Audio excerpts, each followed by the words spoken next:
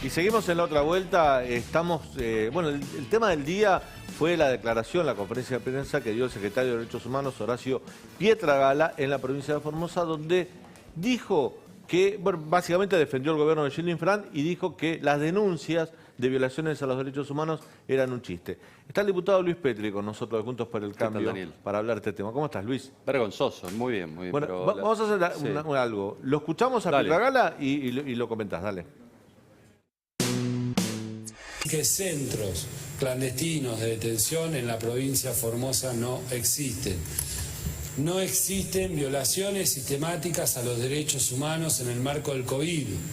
Pueden haber hechos aislados que generen repudio de un sector de la sociedad, de personas que tuvieron vulneradas sus libertades y algún derecho, pero no se puede banalizar las violaciones de los derechos humanos como hemos escuchado. Quienes comenten o digan o manifiesten que esto pasa en Formosa, lo quiero focalizar solamente en una estrategia política, muy lejos de una estrategia sanitaria. Bueno, muy claro, la defensa al gobierno de Gilles y las denuncias que hicieron los formoseños, los medios de comunicación y ustedes, dirigentes de la oposición, dijo que eran un chiste. Bueno, yo te lo decía recién, es vergonzoso. Esta es la crónica de un final anunciado. Se sabía que él iba a Formosa no a investigar los hechos y las graves denuncias, en donde ya hemos pedido la intervención de la Comisión Interamericana de Derechos Humanos, en donde hay denuncias penales, en donde hay pedidos de interpelación, por ejemplo, al jefe de gabinete. Él lo que fue es a encubrir.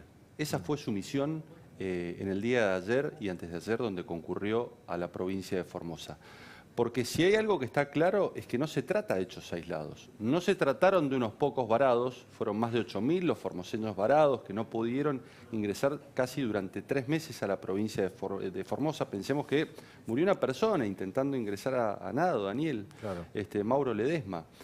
Y acá no se trata de 1 o 2 personas privadas de la libertad, que aún así sería grave. Él lo banaliza cuando dice, bueno, se trata de algún que otro caso de privaciones de la libertad. Nada más y nada menos que un delito. Digo, En las Lomitas hay 160 integrantes de la comunidad Wichi que están aislados hace un mes y no tienen contactos, les quitaron los celulares. Te digo que lo que han hecho con las comunidades aborígenes, que generalmente sucede en las provincias del norte, hay que decirlo, que tampoco es novedad, pero lo que han hecho en la pandemia con esta gente es literalmente una violación a los derechos humanos. No hay un Estado de Derecho en Formosa y esto hay que decirlo. Las violaciones van a seguir y quizás se profundicen por la complicidad que existe actualmente del Gobierno Nacional. Pensemos que el secretario de Derechos Humanos no recorrió el interior de la provincia. Solamente estuvo en 2 centros, en una escuela. Sí, pero el centro principal, que era el Estadio Cincuentenario, en un día se curaron todos, lo vaciaron. Claro, vos fíjate, había más de 300 personas. En un día prácticamente hicieron un operativo de limpieza, donde le dieron el alta a más de 150 personas. Pensemos que las personas están detenidas allí, en esos centros de detención, porque no son centros sanitarios, son verdaderos centros de detención, donde conviven personas contagiadas con personas sospechosas, en donde muchas veces siguen retenidas en esos lugares, pese a tener 5 hisopados negativos durante más de 20 días, sin poder ver a sus familiares, en condiciones de vida que no son dignas, por ejemplo, compartiendo entre 300 personas 2 baños. Ahora, esta es la posición del Pietragala, no puedo decir la posición del Gobierno Nacional, del Poder Ejecutivo Nacional. Ahora, Ceci Devana, ayer la Justicia Federal, la Cámara de Casación, tomó una determinación, que lo contamos sobre el cierre del programa, una determinación que va a influir a partir, porque se va a hacer cargo de estas investigaciones, ¿o no es así? Exacto, Dani, lo que marcó ayer la Cámara de Casación, que es el máximo tribunal penal del país, es que la causa tiene que ir a la Justicia Federal de Formosa, donde inicialmente el senador Naidenov había presentado el recurso de habeas corpus y la jueza María Belén López Macé, que es una jueza que fue designada hace muy poco tiempo, en diciembre del año pasado, sin ir más lejos, rápidamente se sacó el tema de encima y dijo que era una cuestión de competencia provincial. Bueno, esto fue apelado por Naidenov, llegó a la Cámara de Resistencia, que durante la feria solo hay un juez, no está funcionando con los 3 magistrados como debería, y bueno, de ahí se confirmó que para la Cámara tenía que quedar en la Justicia Provincial de Formosa, y así se llegó con una nueva apelación a Casación. Y Casación ayer lo que dijo es que es la Justicia Federal de Formosa la que tiene en verdad que ocuparse. Bueno. Así que los ojos ahora están puestos en López Macé, que hasta ahora vino haciendo, digamos, lo que el infranismo o el gildismo, si se quiere, que es sacarse el problema de encima o que quede bajo la órbita de la justicia provincial, la cual todos... Bueno, pero involucra al Poder Judicial Federal, me parece el Fuero Federal, que ya, sí, por lo menos uno quiere creer que el Fuero Federal no está manejado, como si la justicia provincial, por el liderazgo político de Gildo Infran. Sin lugar a dudas, en esto, Daniel, Gildo Infran, después de 25 años en el poder, tiene la suma del poder público en Formosa. Maneja tanto la legislatura, maneja el Poder Judicial formoseño y también maneja a los intendentes. Ayer hablando de fake news, que hoy Pietragala mencionaba, salió una noticia diciendo que intendentes radicales avalaban las medidas de... 3 intendentes radicales avalaban las medidas. No hay intendentes radicales en Formosa. Dejaron de hace muchísimo tiempo, fueron expulsados del partido, no pertenecen a las filas de la Unión Cívica Radical, pertenecen al sector de Gildo Infran, básicamente, y por eso avalaron las medidas de... No hay un solo intendente radical en toda la provincia de Formosa. En la provincia de Formosa es falso que hayan intendentes radicales que hayan avalado las medidas sanitarias, que claro está... restringen, conculcan, violan libertades y derechos individuales sin que exista justificación alguna y sin que exista normativa que lo avale. Y esto es lo grave, digo, lo hace de hecho.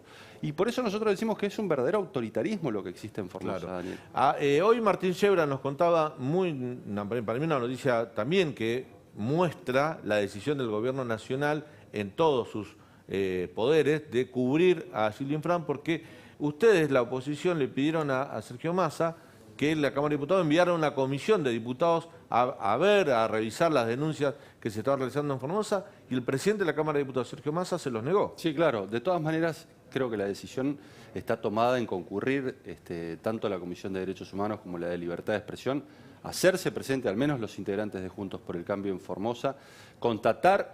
van a ir igual. Exactamente. O sea, pero ya no va a ser van a ser a título... claro, nosotros le pedimos claro. la intervención. ¿Por qué? Porque sucede algo muy grave, por ejemplo, en Formosa. Un legislador que va a la provincia de Formosa, inmediatamente también es puesto, sin que se le respeten sus prerrogativas, es puesto también en esos centros de detención por 14 días o por 20 días, no sabemos bien qué tiempo pueden llegar a estar. De hecho, los legisladores de Formosa se exceptúan de participar presencialmente en las sesiones de la Cámara de Diputados justamente porque no tienen garantizado que retornando a Formosa puedan ir a sus domicilios, no obstante tener PCRs negativos, por ejemplo. Bueno, Horacio Pietragala, secretario de Derechos Humanos, fue diputado nacional, vos lo conocés, sí, claro. Compartiste un par de años en la Cámara de Diputados con él. También se ha preocupado por los derechos de otras personas, ¿no es así, Ceci? Exactamente, Dani. Mira, al comienzo de la cuarentena, de 2 personajes muy públicos. Hablamos del exsecretario de Transporte, Ricardo Jaime, y de Martín Báez, el hijo mayor de Lázaro Báez, que está preso desde hace 2 años. Esto fue cuando empezaba la cuarentena, cuando empezaba la pandemia, y se preocupó para que tuvieran prisión domiciliaria. Eso le valió una visita a Olivos, fue convocado en ese momento por el propio Alberto Fernández. Hubo un hecho, digamos, muy significativo cerca de Marcela Lozardo, la ministra de Justicia, de quien depende la Secretaría de Pietragala, se enteró por los medios de comunicación lo que había pedido la Secretaría de Derechos Humanos en la Justicia Federal de Comodoro Pi, que era ni más ni menos que la prisión domiciliaria para Martín Báez y para Ricardo Jaime. ¿Qué opinas de esto, Luis? Bueno, esto pasó al comienzo de la gestión. A ver, hay dos o tres hechos que marcan la gestión de derechos humanos. Sin pandemia, Daniel, el gobernador de la provincia de Buenos Aires convocó un comité para liberar presos. Esto fue en diciembre. Y lo grave es que en ese comité, y vos lo hablabas antes del corte, no lo integraban las víctimas.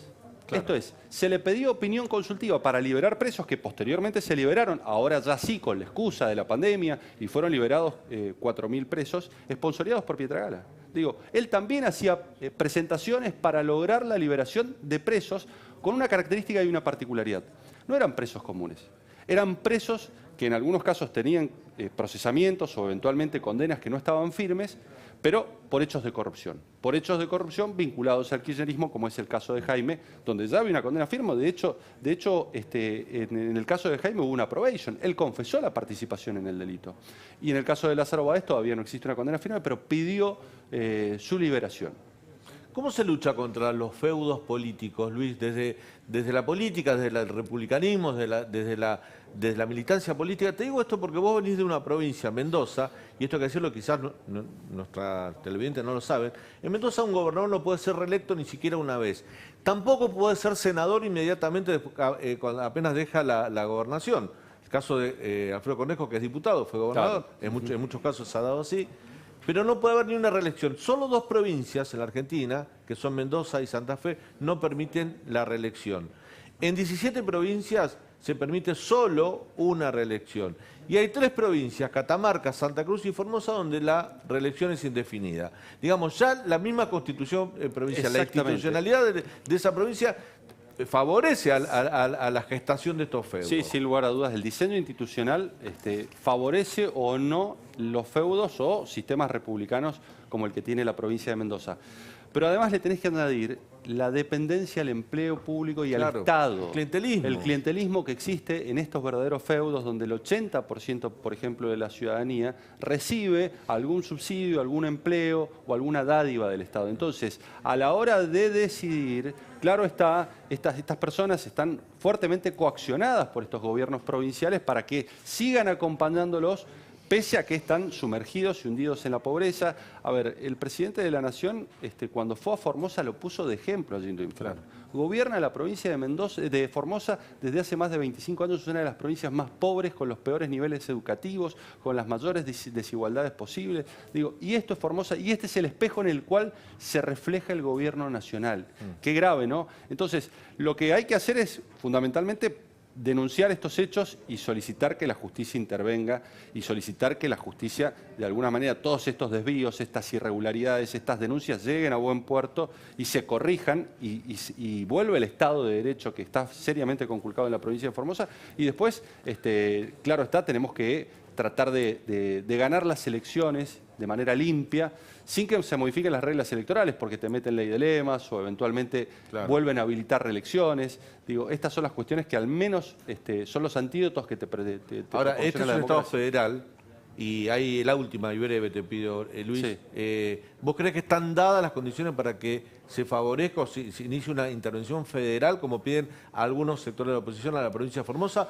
Incluso algunos dirigentes de la oposición dicen, bueno, quizás no una intervención federal al Poder Ejecutivo, pero sí al Poder Judicial, como para liberar un poco y gestar un foco de derechos para los formoseños. No está la voluntad política del Gobierno Nacional, que lejos de considerar que los poderes están fuertemente comprometidos, lo avala el desempeño de Gildo Infran, y tampoco están los números en la Cámara. Por eso va a ser tan importante la elección que viene, Daniel, porque en la elección que viene se va a definir si va a haber equilibrio de poder en la Argentina o si, por el contrario, van a seguir estos excesos sin que puedan ser frenados, por ejemplo, en diputados y en senadores más porque tiene una abrumadora mayoría el Frente de Todos. Gracias, Luis, por tu visita. Luis Petri, diputado nacional del radicalismo, Juntos por el Cambio, aquí en La Nación Más con nosotros para charlar del tema del día, ¿no? Los derechos humanos y Formosa. En instantes va a estar Diego Cabot con nosotros, ¿eh? Vamos a hablar con Diego Cabot de esta rebelión en la granja que hay en algunos dirigentes de